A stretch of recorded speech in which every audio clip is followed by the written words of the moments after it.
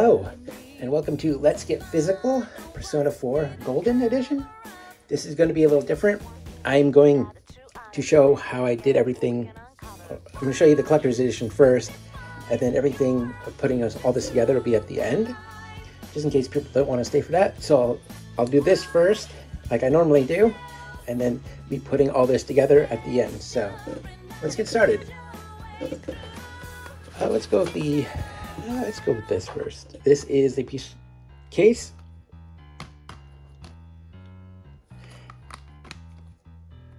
I took this from the art book. It was just this image here. As you can see, there's no yellow, so I took that and I added scaffolding in the back. I tried to match it the best I could while also expanding it a bit. You can see it's a little off, but I wanted the scaffolding to wrap around the whole cover, so that's what I did. So I added the, ESRB logo and Atlus there. It's on the side and back. Normally you can put like the specs here, but I just didn't feel like doing that. I might do that in the future, but didn't feel it for this one. I designed the cover for the DVD, or the label. Unfortunately, it was too big to fit on a DVD, so it was on a Blu-ray disc. This is a CD audio, so just normal CD. I didn't design this because they already had a cover, and I thought it looked perfect, so I kept it and used it. And I used this for the background, and I thought this was also in the art book. Thought it looked good as just something in the background. I wanted something there, but also look nice. So I think overall it fit perfectly for the inside of the case.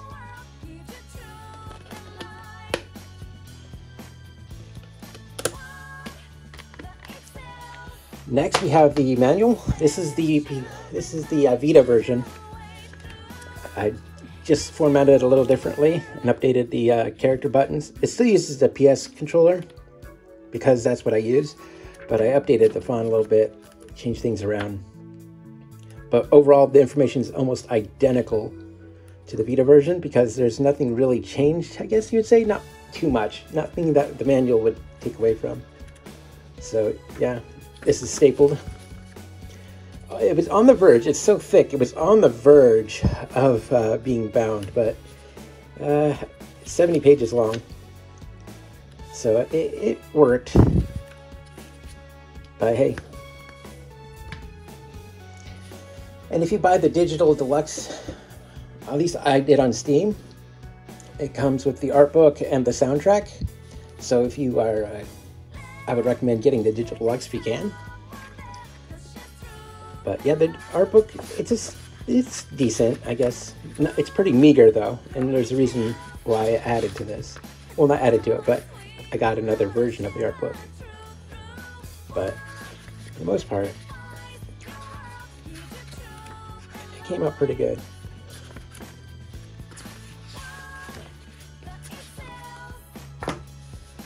So then I looked online to see if there's a better art book. I found one, but it's the Japanese art book for the original Persona 4, not the Golden, so Marie's not in there. So I figured like the combination of these two, we'll do that.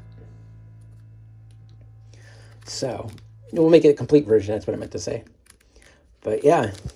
So this is a really thick book, but it came out really well. It is the English translated version. Some of it wasn't translated, and I added to it. I didn't finish it. There are a couple pages that don't have translations. The majority of the work was done. I just added a few more, but even that was a lot of work. So I just printed it as is. I used I did not use Google Translate. I used ChatGPT, as it's a little better. I mean, obviously it would be better if I found someone who knew how to write and read Japanese, but I don't know anybody. Next time I'll definitely will do that. But for the most part, I'm not saying ChatGPT is 100% accurate, but I feel like much at this time that anything's pretty much better than Google Translate. Well, it can get pretty bad. But yeah, I really like how this book turned out. Really thick book. And the binding came out pretty good too.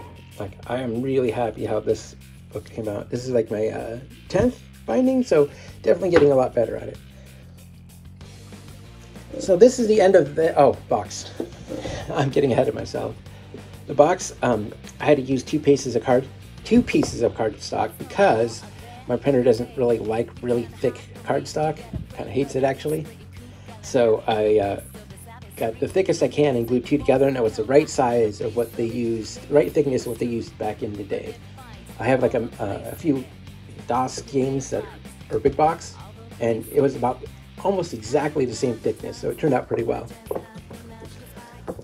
The box came out pretty good.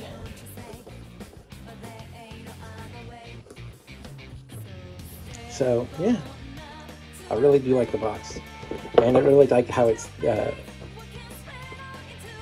for the limitations I have. I'm glad that I was able to find a way to have that big box feel and still have it be sturdy and still be able to print from my printer. So I found a solution and it works really well. All right, this is the end of this video, about part of the video. I'm gonna do some montages of me putting all this together. And if you're not interested in that, you can leave now. But if you'd like to stay, please. The only thing I'm going to add to the end is, like, comment, subscribe, that thing. So if you lasted this far, thanks for that. And I'll check you out next time. And for people who want more, I have it right now. Here I'm making a box. I already had one, but I needed to make another one. I redid this so I can film for this. I gave the box to somebody else, so it wasn't a complete waste. Here's the paper. I already glued them together to make the thicker side of it, but now we're just going to cut and see how everything fits together. I'm going to speed this part up.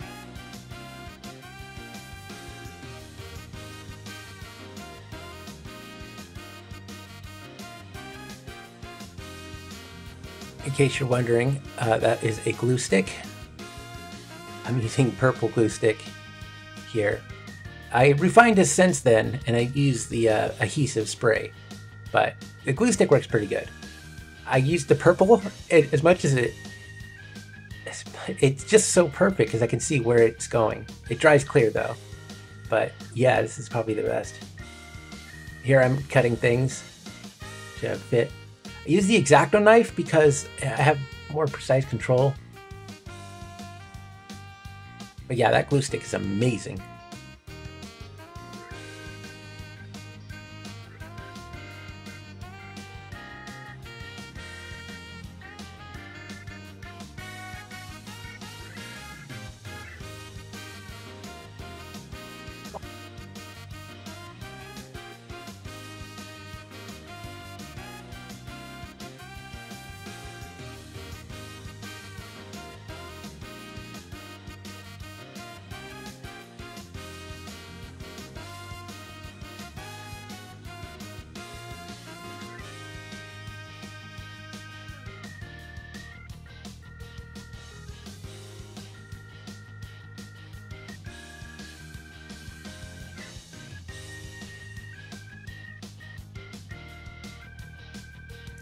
Here I'm assembling the box. I'm using double-sided tape.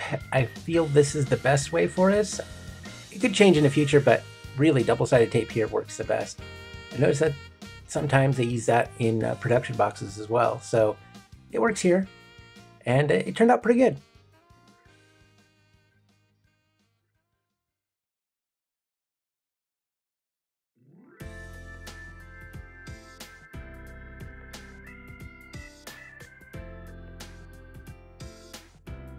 Here I'm putting the manual together.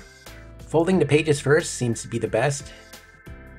It lines it up easier for me when I staple it, especially for these manuals. Here I'm using the stapler to put it together. Then I trim it using this paper cutter. It's a really good paper cutter, so it makes it nice and straight, especially for thicker pages as well. And here I'm doing the same thing, same process for the art book that came with the Digital Deluxe.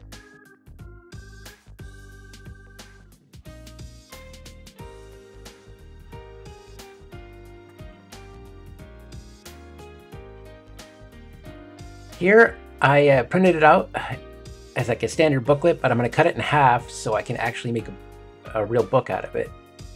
I'm just get everything ready. This is the cover. It's printed a little extra just so I can trim it down. It's designed so I have extra so that it'll fit the book, and then I don't have to worry about the cover being too short or too long. Well, not too long, okay, but too short. So I'm using the scorching tool to fold the pages. So it looks like I'm cutting some off, but that's purposely cut off on purpose. That was designed for that.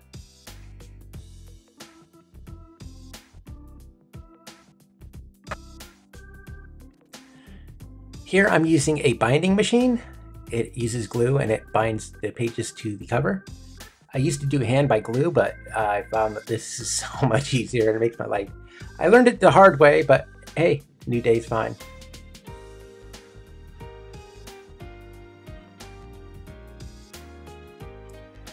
Now it's time to do the final trim of all this. I just needed to trim it, so I wanted to make sure it's perfect. This cutting machine can do up to 500 pages, so it's perfect. And here I am putting the case together. I was able to cut it down, and the part that is the most difficult sometimes is lining everything up because it's not folded yet. So this is the part where I make sure everything's lined up. I use a template for the case cover. It has the outline of where I need to put everything. So yeah, that's really cool. So just lining everything up is just a pain in the butt, but that's pretty much the process. So I hope you like this new one. I know I'm still learning, but if you like this, like, comment, subscribe, and I'll see you next time.